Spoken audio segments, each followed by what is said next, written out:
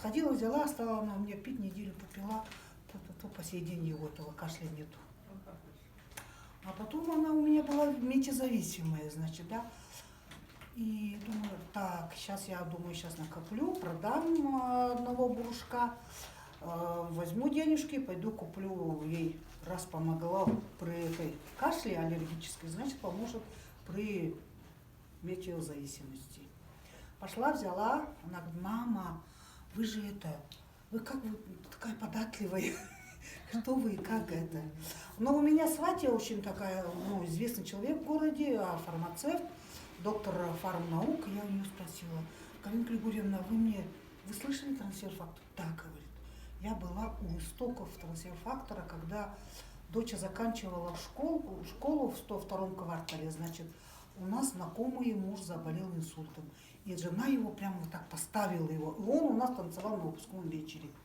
И это мне все вот так в купе, и мы с Исой разговаривали. Взяла, и дочь мне говорит, мама, возьмите себе. А у меня с шеей там, что можно быть шеей, оказывается, там целый букет бывает. Бедная моя шея. Она сельская, наверное, потому что... И вот взяла и слышу, прислушиваюсь, чего-то не хватает, что-то исчезло у меня. Оказывается, у меня шея-то ныть перестала.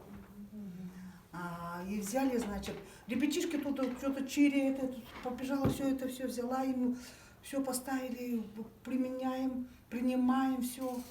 И супругу. А у него такая была проблема, холодовая аллергия, прям такими крупными бляшками. На улице работает уже, Сережа постоянно зайдет и так тишится. И ну, сколько лет жил с этой. А вот недавно дочь у меня спрашивает, мама, а у него там что с аллергией? Я говорю, я что-то уже забыла, ну-ка покажи-ка. Там 2 точечки.